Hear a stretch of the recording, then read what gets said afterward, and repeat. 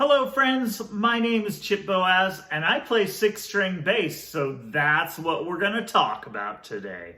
Playing scales on any bass is an important piece of your musical development. It gives you a theoretical connection to the music. It also helps you just kind of get a handle on your fingerboard. So we're going to dive in today and we're going to start with one of the most important scales, the major scale. We're going to look at it in 4 different ways. We're going to start by talking about the theory behind the scale. Then we're going to look at a 1-octave scale on the bass. From there, we're going to talk about playing the scale across the neck, and then we'll finish up by talking about the scale up and down the length of the neck. By the end of this, you should have a pretty good handle on major scales on the 6-string bass. Now, before we dive in, I wanted to remind you, if you want to grab the notation, both in musical notation and in tab, of everything I'm playing today, complete with fingerings, just click the link at the top of the description. You'll be able to download all of this for free. So I encourage you to do that. Let's dive in. Now, a major scale is a fundamental building block of most Western European music, so it's an important bit of knowledge to know. Now, just like any scale, a major scale is built on a combination of intervals. In this case, a combination of whole steps and half steps. Now, if we're going to relate that to the bass guitar, we can think about a half step being the distance between 1 fret and a whole step being the distance between 2 frets. Now, a major scale is just a combination of those whole steps and half steps. The major scale goes whole step, half step, whole step, whole step, whole step, half step. Now notice I did that on the bass and found all of the notes in that major scale by doing that combination of whole steps and half steps. So let's do that together to figure out the C major scale. I'm going to start on a C, so that right there is going to be our starting note. I'm going to go up a whole step, 2 frets. That'll take us to D. I'm going to go up another whole step, which again is 2 frets. That's going to take us to E. From there, I'm going to go up a half step, which will take us to F. From there, I'm going to go up another whole step, which will take us to G. I'll go up another whole step, which will take us to A. Another whole step, which will take us to B. And then a half step to take us back to C. Notice I found that by moving all the way up on 1 string, figuring out that combination of whole steps and half steps. And that's all there is to it. I want you to notice too, when I did that, I said the note names. A C major scale is C, D, E, F, G, A, B, C.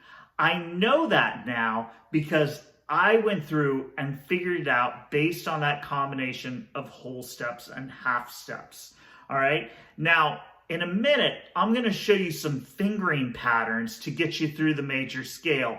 And in theory, you could throw away all of that theoretical knowledge, not know any of the note names within the scale, and just play the fingering patterns I get you. But that'll only get you about halfway there. You really want to know the notes in each scale. It'll get you deeper into the music. It'll open up your possibilities and it'll really complete your theoretical knowledge. So I encourage you to go through and figure that out with all 12 notes. Okay? Might take a minute, but you can do it. Let's move on to some fingering patterns. All right, we're going to start playing by doing a 1-octave scale. Now, this is a pattern that will work anywhere on the neck, and it'll work on 4, 5, or 6 string basses.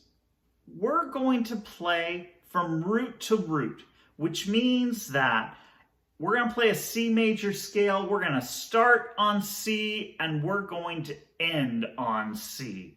It's kind of a circular thing. Scales can keep going and going. We have a framework from root to root to play that, but once you play the whole scale, it's just going to start over again, whether you're going up or down. So it's a good thing to know. All right, I'm going to play this across 3 strings, and as I play it, I'm going to be mentioning the fingering, okay, in terms of what finger you're going to be playing.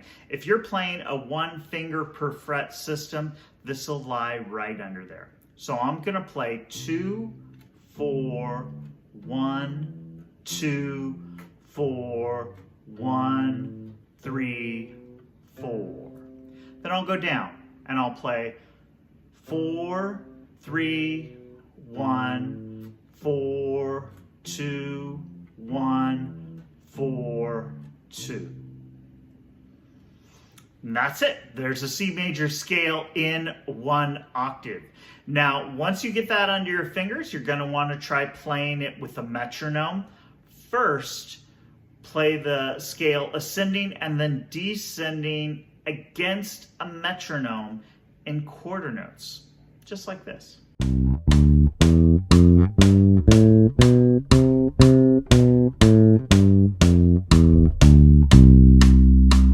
From there, you should try it again once you feel comfortable, but play the scale in 1/8 notes against the metronome, just like this.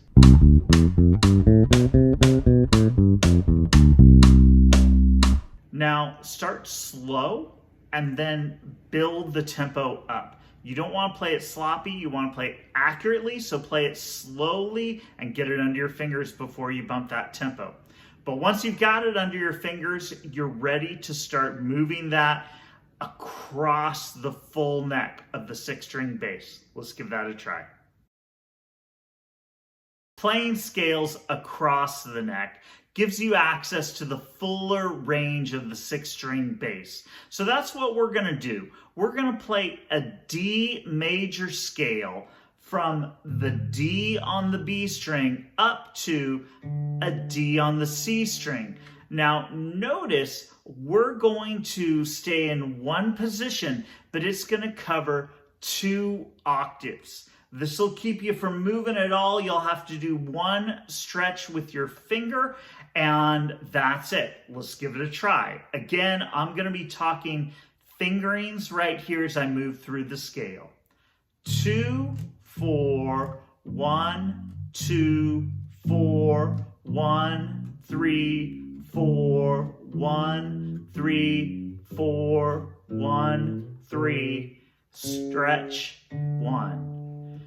Then down, 1, stretch, 3, 1, 4, 3, 1, 4, 3, 1, 4, 2, 1, 4, 2. And that's it. That's going to be your major scale across the neck in one position, which gives us a full 2 octaves. Now, you're going to want to play that against your metronome just like you just did, first in quarter notes. It's going to look like this.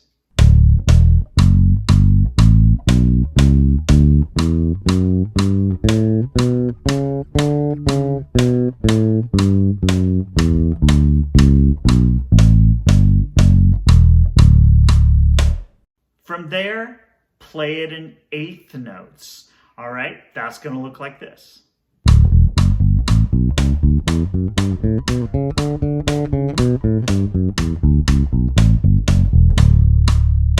Once you've got that, you've got another fingering pattern that you can move anywhere across the neck. Whatever note you start on with your second finger is going to be the root of that scale. Now, there are other fingering patterns you can use starting off your 4th finger or your 1st finger, and those will require some more stretches, maybe some different fingering patterns. We'll go over those another time. It's good to get this one started. Now, once you've got that going, you want to get all of the notes of the scale in any one position.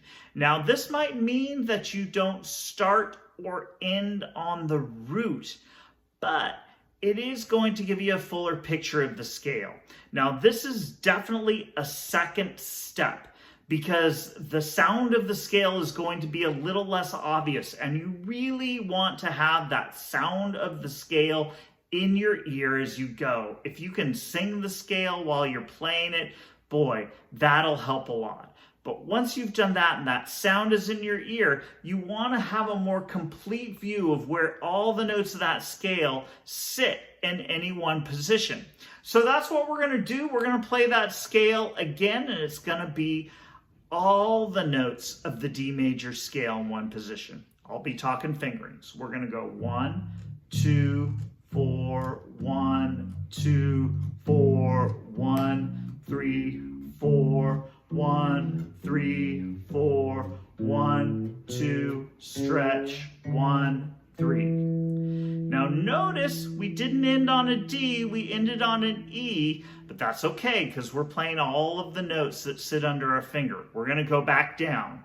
3, 1, stretch, 3, 1, 4, 3, 1, 4, 3, 1, 4, 2, 1, 4, 2, 1. All right, there it is. Those are all the notes in the scale across the neck. I would do that in all 12 keys up and down the neck with the metronome, and make sure you got it under your fingers. Once you do that, you've got another very cool perspective on that scale with the 6-string bass.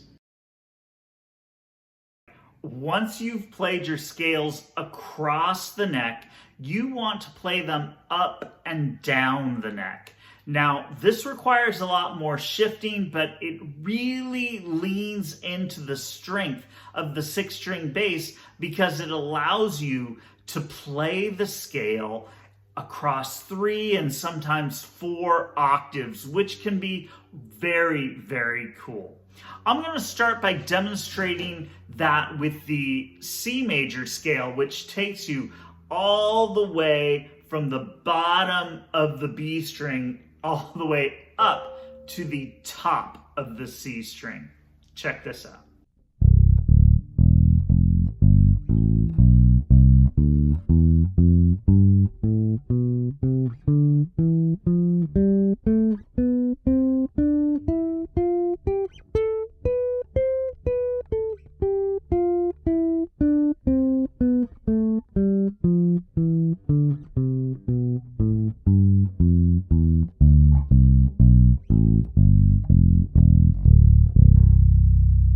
Now, not every scale is going to lean into the full 4-octave range. Just because of the starting and ending notes of the lowest and top strings, you're going to end up with some scales being a 3-octave scale when you play root to root.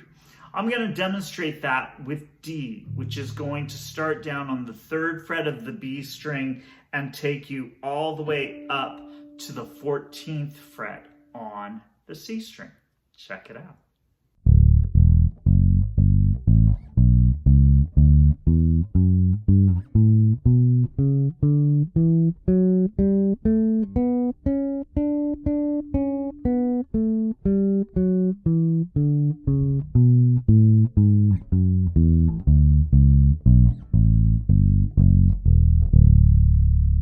Once you do that, you're going to want to, again, check out every note in a 4-octave range in each scale.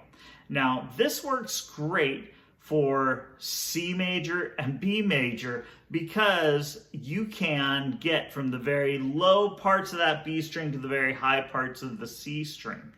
But not every scale can do that. So that means that you might end up starting on a note that is not the root and even ending on a note that is not the root, but you will cover a more complete version of the 6-string bass. So I'm going to do that with D major, and this time instead of going from root to root, I'm going to start on the open B string, which is the 6th note of that D major scale, up to the 23rd fret of the C string, which again is the 6th note of the D major scale. It's going to look like this.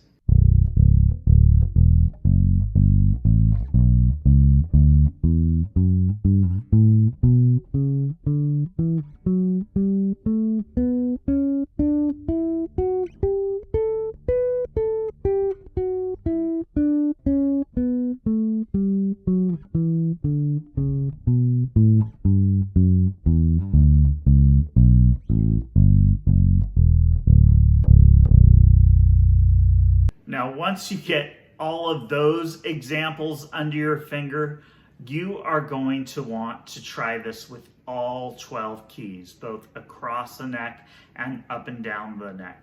It's a bit of work, but it'll really pay off in laying the foundation for you to explore other tonalities and really jump into more music more quickly. So I encourage you to check it out. I want to remind you that if you want to get some written examples of everything I did today in the video, you can click on the link at the top of the description, and that will let you download all of that stuff for free, both in musical notation and in tab. It'll be super helpful, so check it out. If you're enjoying this, go ahead and subscribe to the channel. I'll be doing lots more videos talking about a lot more things on the 6-string bass. I encourage you to join me on that ride. And of course, if you have questions or thoughts on what I did today, please leave a note down in the comments. I would love to continue the discussion. Thanks for hanging out with me and my 6-string bass today, everyone. See you soon.